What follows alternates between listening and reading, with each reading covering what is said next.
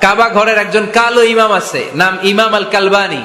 উনি লন্ডনে একটা ইন্টারভিউতে বলেছেন, আমার মায়ের বদদোয়া আমাকে কাবা ঘরের ইমাম বানিয়েছে। লন্ডনে একটা কনফারেন্সে উনি ইন্টারভিউ দিচ্ছিলেন। ওনাকে বলা হলো, কাবার সব ইমাম সাদা ইমাম, আপনি কালো মানুষ, কেমনি ইমাম হইলেন? উনি বললেন, আমার মায়ের বদদোয়া আজকে আমাকে কাবা ঘরের ইমাম বানিয়েছে।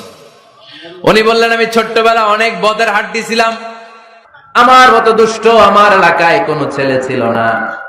মানুষের গালাগালি, মারামারি, দুষ্টামি, ভাঙচুর, চেঁচামেচি, চিৎকার, বিশৃঙ্খলা আমার মতো কেউ বেশি করতে পারতো না। কিন্তু আমার মা ছিল অনেক বড় আল্লাহওয়ালা। আমার মা জানতেন আল্লাহর কাছে দোয়া করার কত বড় পাওয়া। আমার মা যখন আমার উপর রেগে যেতেন, আমার মা জানতেন রাগের মাথায় বদদোয়া দিলে বদদোয়া কবুল হয়ে যাবে।